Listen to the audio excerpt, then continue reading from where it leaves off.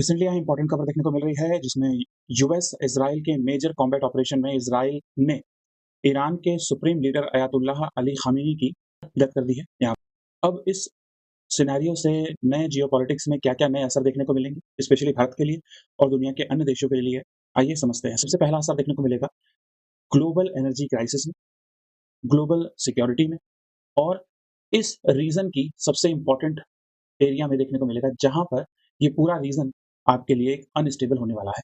तो यहाँ पर बात खबर आई कि अयातुल्लाह अली खामेनी के साथ-साथ जो 40 टॉप ऑफिशियल्स थे उनकी भी डेथ देखने को मिली।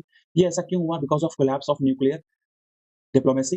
1979 में इस्लामिक रेजिम ईरान में आती है।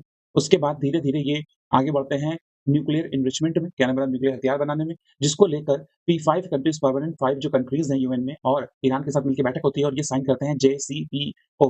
ये होता है joint comprehensive plan of action और इसको देखते हुए ये देखा जाता है 2018 में ईरान न्यूक्लियर और यूरेनियम एनरिचमेंट में 60% पे पहुंच जाता है, जो कि JCPO में रिकमेंड किया गया था 3.6% तक ही इसको रुकना है। फिर धीरे-धीरे यहाँ पर ये देखा गया कि फरवरी में नेगोशिएशंस फॉल आउट कर गए और 28 फरवरी को यहाँ पर क्रैकडाउन किया गया by the US forces and Israeli forces. अब यहाँ पर एग्जीक्यूटिव लेवल पे अगर इसको देखें तो यूएस इजराइल का यहाँ पर स्ट्राइक देखने को मिला है, जो कि न्यूक्लियर कोलैप्स। फिर यहाँ पर जो मेन रूट है स्ट्रेट ऑफ हॉर्मूज का, वो भी कोलैप्स होते हुए दिखेगा। दैट आफ्टर ये एक इंपॉर्टेंट चीज देखने को मिलेगी, ऑयल शॉक। धीरे-धीरे एविएशन पूरे रीजन में, वेस्ट रीजन में एविएशन जो सेक्टर है वो भी कोलैप्स होता हुआ नजर आ रहा है। US leader president Donald Trump ने अनाउंस किया था मेजर कॉम्बैट ऑपरेशंस जो कि टारगेटेड थे ईरानी लीडरशिप इंफ्रास्ट्रक्चर को लेकर, मिलिट्री एस्टैब्लिशमेंट्स को लेकर और ह्यूमैनिटेरियन ग्राउंड पे अगर देखोगे 201 लोगों की अभी तक यहाँ पर डेथ हो चुकी है और कॉलेज में अगर बात करूँ, स्कूल में ही यहाँ पर 85 बच्चियों की भी यहाँ पर डायरेक्ट डेथ देखने को मिली। यूएन ने वार्न किया है क्योंकि न्यूक्लियर एस्टैब्लिशमेंट्स में अटैक किया गया है तो हाई चांसेस है रेडिएशन के फैलने का। अब यहाँ पर बात करी जाए तो article 51 of UN charter declare करता है और सेल्फ डिफेंस क्लॉज को, लेकिन ये भी अब क्वेश्चन में आने वाला है। यूएस की तरफ से Donald Trump, Israeli Benjamin Netanyahu.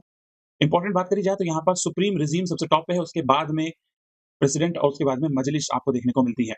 India के लिए क्या-क्या प्रॉब्लम्स होंगे? उससे पहले यहाँ पर जो गल्फ ऑफ हॉर्मूज है, वहाँ से जितना भी ट्रेड होने वाला है, जो 20% ट्रेड आपको यहाँ पर देखने को मिलता है वर्ल्ड का, खास करके स्पेशली ग्लोबल ऑयल का, वो यहाँ पर डिस्टर्ब होगा।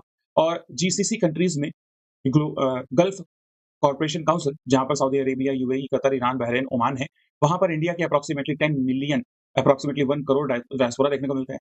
तो इंडिया की एमई ने, मिनिस्ट्री ऑफ एक्सटर्नल अफेयर्स ने डिटरेंस करने को कहा है, रिस्ट्रेन करने को कहा है।